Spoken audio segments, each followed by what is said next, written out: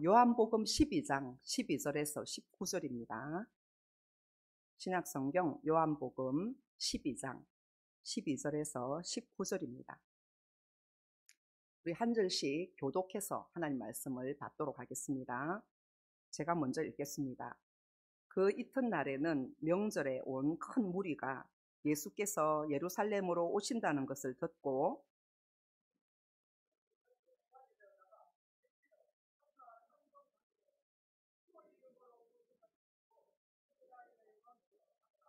예수는 한 어린 나귀를 보고 타시니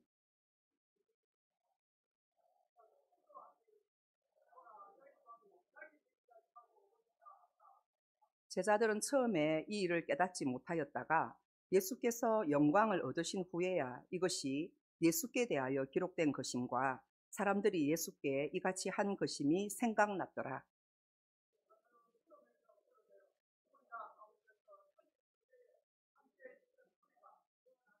이에 무리가 예수를 맞으면 이 표적 행하심을 들었음이러라. 바리새인들이 서로 말하되 볼지어다 너희 하는 일이 쓸데없다. 보라 온 세상이 그를 따르는도다 하니라. 아멘. 아멘. 네, 오늘 하나님 말씀은 하늘 땅 연합 찬양대라는 제목을 가지고 하나님의 말씀을 증거하겠습니다. 우리 대한민국은요, 국토는 참 작은 땅이지만은 이렇게 참으로 좁지만은 오밀조밀 참 아름다운 나라입니다. 그래서 뚜렷한 사계절이 있고요. 그리고 산과 바다가 어우러져서 어디를 가든지 한 폭의 그림처럼 참 아름다운 나라를 하나님께서 우리에게 선물로 주셨어요. 어떤 나라는 가보면 1년 내내 너무너무 더워서 고생하는 나라들도 있고, 또 어떤 극지방 같은 데 가보면 1년 내내 추위 때문에 또 고생하는 나라들도 있잖아요.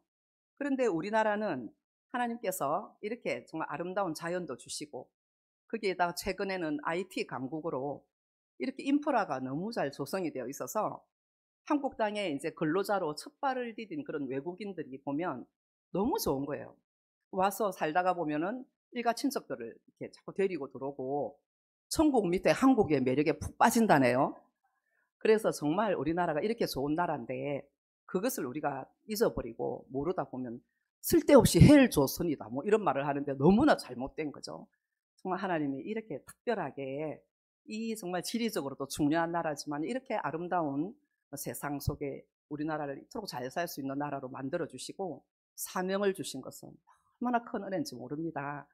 우리가 이제 또 종려주의를 맞으면서 또 부활주의를 향하여 한 걸음 한 걸음 나가면서 하나님이 우리에게 주신 이 놀라운 사랑과 정말 사소한 일부터 큰 일까지 다시 헤아려 보면서 감사를 회복하는 시간이 되시기를 바랍니다. 우리가 오늘 이 말씀에 보면 아침에도 목사님을 통하여서 우리가 종려주일에 대해서 자세히 이렇게 우리가 배웠어요. 그래서 오늘도 보면은 병행 구절인 여러 성경 구절이 있지만 요한복음 오늘 12장 12절부터는 예루살렘으로 향하시는 예수님의 행보를 우리가 보게 되는 것이죠. 우리나라에는 뒷산에 가면은 여러분 어느 나무들이 주종을 이루고 있나요? 소나무가 참 많죠. 그런데 이스라엘 나라에는 이렇게 보면은 그 나라를 대표하는 나무들이 있잖아요. 그래서 우리나라는 뭐 진짜 소나무가 대표적일 거예요.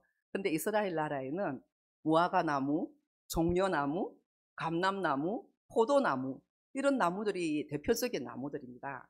그런데 제각기 보면은 서민들의 삶과 밀접하게 관계가 돼 있고 그들에게 뭐 예를 들어 무화과나무는 길손들의 간식거리인 열매도 주지만은 그늘을 제공하고 떼약볕이 많은 나라에 종려나무 같은 오늘에 이렇게 등장하는 종려나무는 키가 크잖아요. 아까 그림 보셨죠? 그래서 그 종려나무 그늘 밑에서 쉬면서 얼마나 많은 열매들이 매달리는지 몰라요. 한 그루에. 그래서 우리가 이스라엘 백성들이 출애굽기에 보면은 이제 출애굽을 해가지고 이제 광야로 진입했을 때 마라의 샘을 지나고 한참 가서 막 진짜 힘들어 할 때 하나님께서 물샘 12과 종려나무 70그루가 있는 엘림으로 인도했잖아요. 그 엘림에 가서 그 많은 사람들이 그 열매를 따먹을 수 있도록 정말 수많은 열매들이 이렇게 매달려 있어요. 여러분들도 아마 대추야자 열매를 많이 드셔보신 분들이 계실 텐데 몇 알만 먹어도 물릴 정도로 굉장히 달죠. 그와 같이 요즘에 꼭 해외여행, 또 성지순례 가는 분들은 그 열매들을 많이 이제 선물로 사오시기도 하는데, 그와 같이 그들에게 영양을 공급하고 쉼을 공급하는 그런 것이 그들의 삶에 마치 사막의 오아시스처럼 큰 활력을 주었던 것으로 그들이 알고 있어요. 오늘 그 많은 나무들 가운데 종려나무가 등장을 해요. 그래서 우리가 종려주일이다 이렇게 해서 예배를 지금 우리가 드리고 있어요. 그런데 여기에 본문에 보시면 요한복음 12장 12절에 보면 이렇게 해놨어요. 그 이튿날에는 명절에 온 큰 무리가 예수께서 예루살렘으로 오신다는 것을 들었다 그랬었거든요. 들었다. 그래서 종려나무 가지를 가지고 흔하잖아요. 그걸 맞으러, 예수님을 맞으러 나가서 찬송했던 거예요. 여러분, 이게 보면 명절이다 이렇게 쓰여져 있지만 여기가 바로 유월절입니다. 유월절, 그 이스라엘 민족에게 있어서 이 대단한 3대 절기 가운데 정말 유월절은 특별한 의미가 있잖아요. 마치 우리나라의 8.15 해방처럼 그들의 삶에 정말 애국의 그 압제로 노예 생활에서 건진받았던 그 조상 대대로 내려오던 그 유월절을 그들이 어떻게 잊겠습니까? 그래서 이 유월절에 대해서 유대인들이 정말 지키고자 사방 각처에서 전국에서 다 몰려들었잖아요. 뿐만 아니라 유대 나라뿐 아니라 아프리카에서도, 그리고 그 윗지방에서도, 튀르키예 그쪽에서도 전부 다 그 디아스포라들이 모여서 6월절에 사방에서 몰려들었거든요. 그러니까 그 예루살렘 성은 정말 북적북적거리고 그 절기를 지내려는 사람들로 가득했다는 걸 알 수가 있습니다. 그때에 놀랍게도 오늘 이 요한복음에 보면 요한이 성경이 굉장히 디테일합니다. 그래서 우리가 사복음서를 보면 마태, 마가, 누가복음에서는 이렇게 보면 거의 다 이 갈릴리 지방, 북쪽 갈릴리 지방의 예수님의 행적에 대해서 다루었던 반면에 이 요한복음은 남유다 쪽에 예루살렘을 중심으로 하여서 요한이 기록을 해놓은 것을 알 수가 있어요. 그래서 이 사복음서를 우리가 이렇게 통합해 보면 북쪽에 예수님이 행했던 사역과 남쪽에 요한을 통하여 기록해 놓은 이 예루살렘에서 이루어진 유월절을 중심으로 이루어진 이 행적이 합쳐질 때 예수님의 행보가 그 공생의 3년이 깨어진단 말이에요. 그래서 우리가 이렇게 봤을 때 여기에서 이 사건은, 이 요한은 계속 말하죠. 유월절 며칠 전에 유월절이 첫 번째 유월절인데 두 번째 유월절인데 이걸 계속해서 기록을 해놓던 걸 알 수가 있어요. 그래서 여기에 보면은 예수님께서 이 땅에 오셔서 이제 공생애로 접어들면서 첫 번째도 유월절에 맞추어서 갈릴리에 있다가 예루살렘으로 내려오셨던 거예요. 내려와서 첫 번째 유월절에 하신 일이 채찍을 들어 성전에서 성전 청결 사건을 합니다. 그래서 그 당시에 정말 제사장들과 수많은 그런 관료들, 지도자들이 성전에서 비즈니스를 하고 있었거든요. 양을 팔아먹고 돈 받아서 비싸게 팔아먹는 그런 일을 하는 걸 보고 성전의 진짜 주인 되신 예수님이 채찍을 들어서 그 온유하신 예수님이 다 내쫓았다고요. 그러면서 이 요세푸스의 기록에 보면 비둘기 한 마리가 4,000원이면 75,000원을 받아 먹었다네요. 그러니까 이 도둑놈 같은 대제사장들과 정말 지도자 그룹에 대해서 예수님께서 채찍을 들고 그들을 정말 엄하게 쫓아내고, 내 집은 만민이 기도하는 집인데 지금 뭐 하는 짓이냐 이렇게 혈기를 부렸던 것을 우리가 보게 되잖아요. 그만큼 예수님이 성전에 대한 그 열심이 뜨거웠고, 정말 이 성전이라는 그 의미 자체가 하나님의 통치자소잖아요. 그것에 대해 범했던, 그러면서도 죄의식도 없었던, 다시 말해서 종교의 그 종교업에 종사하고 있는 썩어 문드러진 그 기득권층에 대해서 예수님께서 일가를 하신 거 아니겠습니까? 그리고는 요한이 계속 고발합니다. 두 번째 유월절에는 예수님께서 또 유월절을 중심으로 예루살렘에 내려오셔가지고 정말 모든 사람들이 보는 가운데 하필이면 안식일에 거기에 보면 38년 된 베데스다 연못가에 한 환자를 고칩니다. 이 사건이 또 이슈가 된 거 아닙니까? 왜 그는 안식일에 고치냐 이거요. 고치려면 다른 날도 많은데 왜 하필 안식일 날 그 노동을 하냐 그거죠. 예수님이 선포하고 고쳤더니 그 사람이 자기 자리를 들고 걸어가라 했을 때 즉시로 자기의 그 자리를 둘둘 말아가 걸어갔단 말이에요. 한 번도 걸어본 적이 없는 그가 다리에 힘이 생겨서 걸어가면, 그게 만약에 자기 가족이라면 가만히 있겠습니까? 기뻐 춤을 출 텐데 그렇지 않았어요. 그러니까 엿보고 있고 어떻게 하나 보자, 꾀하고 있는 그들의 모습을 여러분 우리가 보면서 정말로 정말 예수님을 보는 관점들이 어떻게 보느냐에 따라서 완전히 다른 삶을 살아갈 수 있다는 것을 우리가 보게 되는 거죠. 오늘 어떻습니까? 이제 두 번째 유월절 베데스다 사건을 지나고요. 세 번째 유월절은 예수님이 예루살렘에 안 내려오십니다. 안 내려오고 아예 갈릴리 쪽에서 북쪽에서 그곳에서 오병이어의 사건을 일으켜요. 그래서 정말 예수님이 하늘에서 내려온 진정한 산떡이며 내 살을 먹고 내 떡을 먹는 자, 내 피를 마시는 자만이 나와 상관이 있다고. 나는 하늘에서 내려온 참떡이요 산떡이다라고 이런 말씀을 하셨어요. 그러면서 내려오지 않았거든요. 그러다가 예수님이 드디어 이제 예루살렘에 초막절에 내려오시는데요. 그러면서 초막절이 지나고 이제 드디어 네 번째 유월절을 맞게 된 겁니다. 왜 자꾸 제가 유월절 얘기를 하느냐? 여기에 보면 예수님께서 정말 지금 가르쳐주고 싶어하는 핵심이 뭐냐면은 첫 번째 유월절, 두 번째 유월절, 세 번째 유월절, 요한이 그 유월절에 맞춰서 지금 요한복음을 집필하고 있단 말이에요. 네 번째 유월절의 주인공, 주님이 유월절날 돌아가십니다. 유월절에 어린 양으로 가신다고. 그러니까 그 정확하게 때가 찬 경륜에 맞춰서 내 때가 아직 이르지 않았습니다. 내 때가 아직 이르지 않았습니다 하신 그 예수님께서 네 번째 유월절에 어린 양으로 붙들려 가서 그 진짜 하나님의 어린 양으로 죽는단 말이에요. 이게 얼마나 놀라운 일인지 모릅니다. 이게.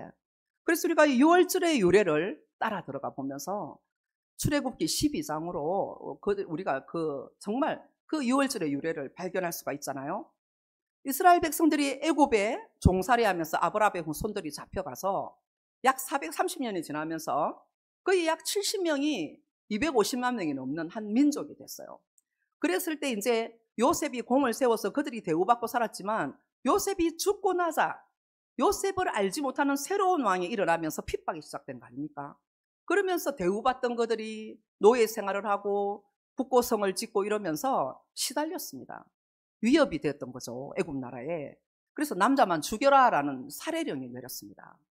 예수님이 날 때도 그랬잖아요. 헤롯이 2살 이하의 아이를 죽이라는 명령을 내렸듯이 정말 모세가 이스라엘 백성을 구원해낼 그 시기에도 애굽의 그 무서운 파라오 투트모스 1세가 명을 내리죠. 그렇게 되어서 정말로 그 2살 이하의 아이를 다 죽이는 그런 무시무시한 사건이 일어났단 말이에요.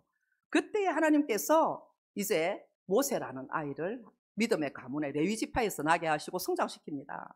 그리고는 모세가 성장하여 나중에 이제 하나님께서 때가 참에 이스라엘 백성을 출애굽할 그때 이제 광야에서 40년간 훈련받은 후에 드디어 파견을 받았잖아요. 그때에 이 바로 왕이 굉장히 강박하잖아요. 아주 젊었거든요. 젊은 왕이에요. 그리고 모세는 이미 80이 된 그런 어르신입니다. 근데 딱 대항을 했을 때 여기에서 보면 10가지 재앙을 해도 꼼짝도 안 합니다. 그러나 마지막 재앙에 주님이 말씀하셨죠. 이 재앙은 바로가 항복할 거다. 놓아줄 거니까 나갈 준비하고 딱 신 신고 허리 띠띠고 먹을 준비하고 나갈 준비하고 있어라 했을 때 10번째 재앙이 이게 바로 유월절 재앙 아닙니까? 누구든지 그 집에서 어린 양을 잡아서 문설주와 임방에 바르고 그 안에 들어가 있어요. 피를 문설주와 임방에 바르고 집 안에 있어요. 나오면 책임 안 진다는 겁니다.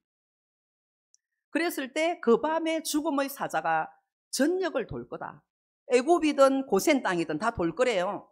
그래서 실제로 그 애굽의 전역에 죽음의 사자, 하나님이 보낸 그 사자가 돕니다. 여러분, 애굽 사람들이 양을 잡았겠습니까? 안 잡았습니다. 이스라엘 사람들은 어떻습니까? 잡았죠. 잡아서 그 문설주와 임방에 바르고 그 안에 다 들어가 있었어요. 여러 부류가 있었을 겁니다. 들어가 있으면서 벌벌 떨고 뜬 눈으로 세운 사람도 있을 거고 마음 편하게 잔 사람도 있겠죠. 자, 애굽도 마찬가지입니다. 죽으면 어떡하지? 피 안 발라놓고 죽으면 어떡하지? 이런 그룹도 있었을 거고 어떤 경우에는 아이고 죽을 리가 있나 하고 아예 하나님을 믿지 않고 편히 잔 사람도 있을 것입니다. 그 밤이 그들의 일생을 바꿨습니다. 눈 떠보니까 어린 양의 피를 바르지 않은 집은 장자가 다 죽은 거예요. 그런데 어린 양의 피가 발린 집에는 그 안에 있던 그 모든 생명들이 장자가 보호됐다 아닙니까? 이 밤이 바로 유월절 주님께서 역사하신 그 밤입니다. 심판과 구원이 같은 사건인 거예요. 같이 일어난 거예요. 믿으면 구원, 믿지 않으면 심판받은 거 아닙니까? 이 사건이 바로 십자가 사건 아니겠습니까?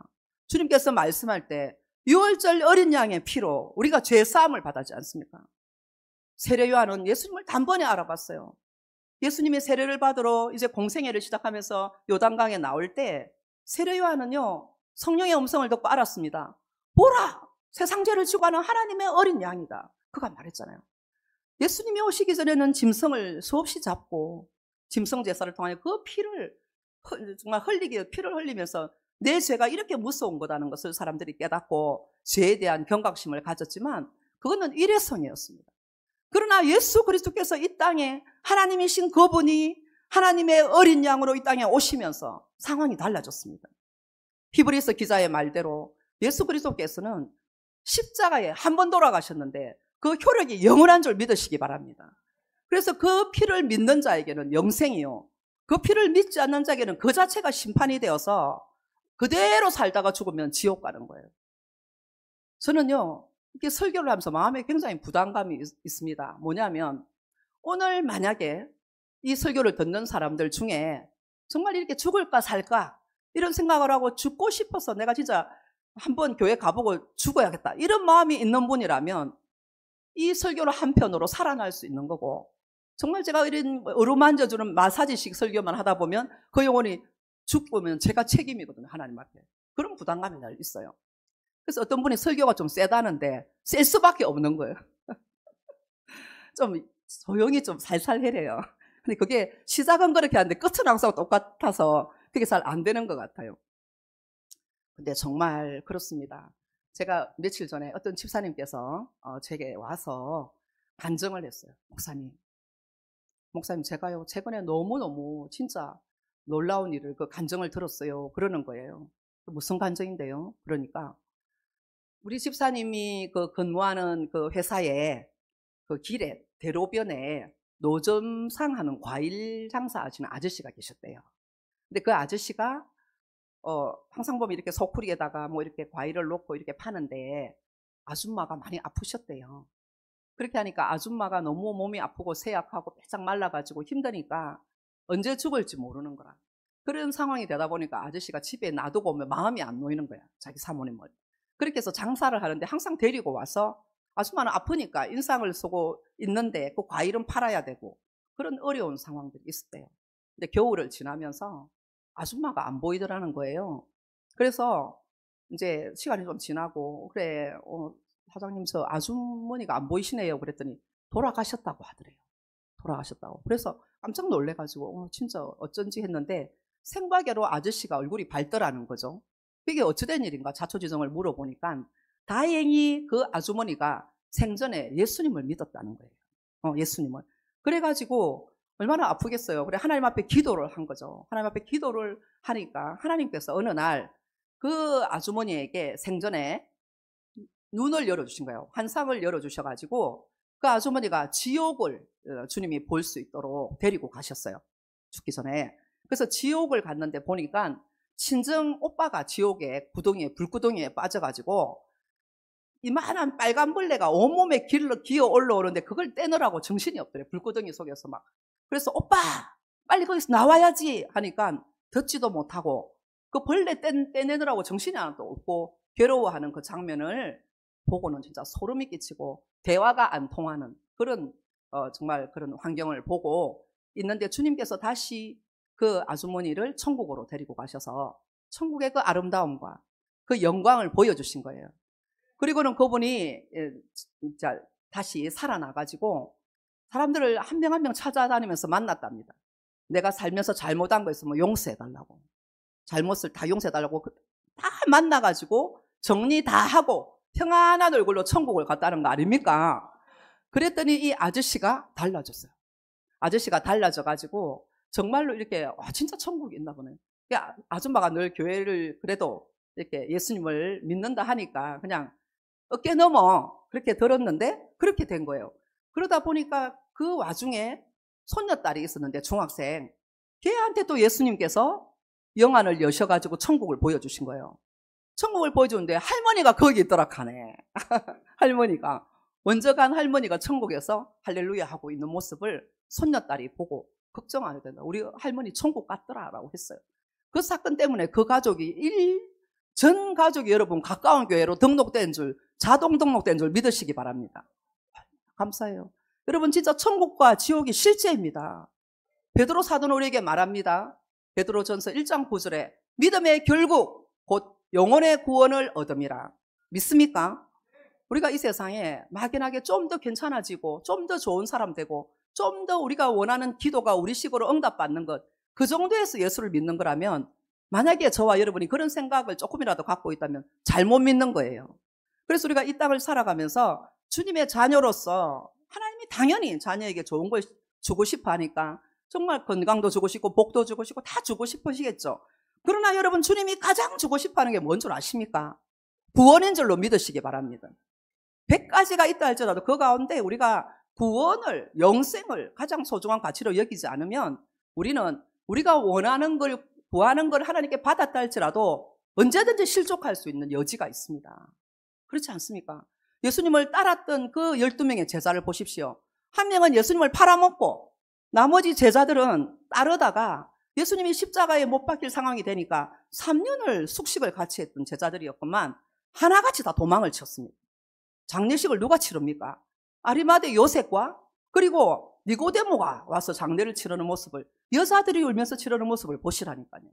그래서 우리는 다가오는 그 도전과 영적인 두려움 앞에서 정말로 우리가 이겨나갈 수 있는 방법은 분명히 천국이 있고 지옥이 있고 하나님이 살아계시고 우리가 사는 이 모든 삶의 절대적인 주권을 가지신 분이 하나님이라는 것을 믿을 때, 롤러코스터 같은 세상을 우리가 살아갈 때 안전벨트 하고 주님과 함께라면 승리하게 될 줄로 믿으시기 바랍니다. 이게 우리가 승리의 비결이거든요. 그래서 오늘 정말 호산나 호산나 하면서 주님을 따랐던 이 제자들, 심지어는 제자들과 그 많은 사람들이 종려가지를 들고 호산나 찬송하면서 자기 겉옷을 펴서 꽃을 뿌리며 왕일 왕이라고 찬양을 했지만 그들의 내심, 이 요한은 다 고발해놨어요. 누가복음에도 나와 있지만 그들이 본 것 때문에, 그들이 눈으로 본 것 때문에 이분을 왕 삼으면 덕 좀 보겠다 이겁니다. 다 내심 꿍꿍이가 있어요. 예를 들어 예수님에게 병고침을 받은 자라면 이분은 진짜 의사 중에 의사, 못 고칠 병이 없는, 눈먼 자의 눈을 뜨게 하고 죽은 자도 살리고 문둥병자, 중풍병자 다 고치는 분, 그분은 치료자 하나님, 치료자 예수님, 그분만을 지금 바라겠죠. 의사가 되신 예수님. 그리고 이분이 그 대제사장들 앞에서 그냥 정말 이런 기계를 가지고 그 청년 예수가 그들을 쫓아내고 그들과 맞짱 뜨는 모습을 본 사람들은 이 청년이라면 우리를 로마의 압제로부터 구원해내어서 우리로 하여금 정말 떵떵거리면서 로마로부터 노임받아서 살게 할 수 있는 분이겠지? 이런 기대가 있고, 심지어 제자들조차도 누가 크냐 우리 중에, 우리가 예수님이 한 자리 차지하면 야 나는 오른편, 내가 더 선배야 이렇게 하면서 아마도 한 자리 더 차지하려는 서로 실갱이하면서 눈치 보는, 사실은 그런 장면 아닙니까? 그러면서 호산나 했는데 그들이 부르는 그 의미, 호산나, 왕의 의미는 진정 자기가 원하는 그런 구원자, 정말 죄에서 구원할 그 평화의 왕을 원하는 것이 아니고 나의 어떤 목적, 내가 원하는 그것을 성취시켜주는 그 구원자를 제각각 원했다는 것 아닙니까? 그러나 여러분 놀랍게도 우리가 천상에도 이렇게 종려나무를 가지를 흔들면서 예배하는 자들이 천상의 세계에서 먼저 간 성도들과 천만 천사들이 예배하고 있다는 걸 여러분 아십니까? 우리 계시록을 한번 보시면요, 너무나 놀라운 하나님의 말씀이세요. 계시록 7장 9절에 보면 이 일 후에 내가 보니 각 나라와 족속과 방언에서 아무라도 능히 셀 수 없는 큰 무리가 흰옷을 입고 손에 종려가지를 들고 보좌 앞과 어린 양 앞에 서서라고 기록되어 있거든요. 여러분 우리가 이 땅에서만 2000년 전에 종려나무를 들고 찬양한 것이 아니고 천상의 세계에서 먼저 간 하나님의 백성들이 여기 역시 그런 비유를 해놨잖아요. 손에 손마다 종려가지를 들고 진정한 만왕의 왕, 영원한 평화의 왕, 그 예수 그리스도를 찬양하고 있다는 사실 아닙니까? 시간이 벌써 2000년이라는 시간이 지났어요. 예수께서 이 땅에 오시고 정말 1000년이 두 번 흘러가고 했어도 진리는 영원한 줄 믿습니다. 이제는 우리가 예수 그리스도의 그 놀라운 십자가의 죽으심과 부활을 그 의미를 아는 우리라면 온 세계에 흩어져 있는 수많은 교회들, 하나님의 진실한 백성들, 수많은 백성들이 진정으로 이제 우리가 찬양해야 될 것이 뭐냐면, 지금도 천상의 세계에서 하나님의 백성들이 밤낮 하나님을 찬양하고 있거든요. 마찬가지로 지상에 있는 교회에 속한 예수 그리스도의 사람들, 하나님의 사람들이 이제는 정말 종려나무 같은 우리의 두 손을 하나님께 들어 주님이 나의 진정한 왕입니다. 주님이 나의 정말 구원자입니다. 주님만이 나의 정말 영원한 나의 생명이십니다. 고백을 하면서 우리가 이렇게 날마다 손을 들어 하나님을 찬양해야 될 줄로 믿습니다. 그거예요. 그래서 우리가 이렇게 예배할 때, 진정한 예배자로 하나님 앞에 나아갈 때 천상의 세계에서도 하나님을 찬양하고 지상의 하나님의 온 세계에 있는 하나님의 백성들이 오케스트라가 되어서 하늘답 연합 찬양대가 돼가지고 하늘에 정말 그 하나님의 백성들, 천군 천사들, 이 땅에 하나님을 예배하는 가슴이 뜨거운 하나님을 사랑하는 백성들의 그 찬양이 어우러질 때 온 우주가 손뼉치며 하나님을 찬양하지 않겠습니까? 우리가 이 땅에 참 괴로운 일이 많습니다. 우리의 마음에 시선을 빼앗아가고 들려오는 소식들마다, 만나는 일들마다 그 문제에 침몰당하면 우리는 정말 코가 썩자 빠지기 쉽고 예수님보다 그 문제 해결에 급급하며 살아가기 쉬워요. 그러나 오늘 주님께서 우리에게 도전하십니다. 무엇이냐? 이 종려주의를 지나면서 진정 네가 고백하는 예수는 누구냐? 네가 진짜 고백하는 진짜 왕 되신 그 예수를 네가 진짜 왕으로 인정하느냐, 이겁니다. 내가 내 식대로 정해놓은 그런 왕이 아니고 내 소원만을 성취시켜주는 그런 예수님이 아니라 예수님이 진정 저와 여러분에게 가장 주고자 하는 그 선물, 영생, 구원, 그것이 최고의 가치임을 붙들어합니다, 여러분. 그것을 붙들면 우리는 흔들리지 않을 것이며, 이 세상이 정말 별일이 다 많고 어려움이 많다 할지라도 우리의 궁극적인 목적은 이 땅에서 예수 그리스도와 함께 영생을 누리며 살다가 마침내 영원한 하나님 나라, 우리의 완성될 그 나라에 우리가 들어가게 될 것을 소망하며 살아가기를 축복합니다. 그와 동시에 우리가 죽음을 보지 않을 수도 있어요. 왜냐? 예수 그리스도께서 언젠가, 정말 세상이 악하잖아요. 다시 오신다고 약속했잖아요. 이제 그 약속 하나만 남았잖아요. 주님이 다시 정말 하늘의 천군 천사들과 함께 재림 예수로 오실 때 이 땅에 하나님을 진정으로 따르던, 정말 하나님 한 분을 진정한 왕으로 섬기던 그런 백성들을 하나도 놓치지 않고 주님이 다 찾아서 그날에 신령한 몸으로, 완전한 몸으로 부활시켜서 주님의 어린 양의 혼인잔치에 들어가는 것이 저와 여러분의 유일한 목적이 되기를 축복합니다. 그리야 할 때 아직도 그 반열에 들지 못한 사랑하는 나의 가족들, 정말 코가 썩자 빠져있고 문제마다 정말 이렇게 골머리 앓고 있는 우리의 이웃들을 찾아 나서서 예수 그리스도만이 영원한 생명이며 우리에게 영원한 주시며 우리의 왕이 되심을 증거함으로써 정말 우리가 그렇게 기쁘게 살아가고, 정말 세상의 그런 모든 가치를 뛰어넘어서 정말 우리가 이 바벨론에서 해방당하고 애굽에서 해방 나왔던 그 이스라엘 백성처럼 세상 나라에서는 불법이 많습니다, 여러분. 정말 이렇게 우리 뜻대로 되지 않는 일도 정말 많고요. 기도 응답이 왜 이렇게 더디냐고, 내 생각과 거꾸로 간 때도 많냐, 하나님이 계신 거 맞냐, 이럴 때도 있습니다. 너무나 우리가 그 문제만 바라보면 늘 그렇게 오리무중을 헤맬 수가 있어요. 바라기는 저와 여러분이 특별히 우리가 2025년 정말로 이 시기를 지나면서 이 고난주간을 통과하면서 여러분, 날마다 하나님 앞에 우리 자신을 점검하면서 예수 그가 누구인가? 그가 진정한 나의 진짜 왕인가? 내 생명을 구원한 진짜로 왕인가? 나의 왕이라고 내가 진짜 그런 고백이 되는가?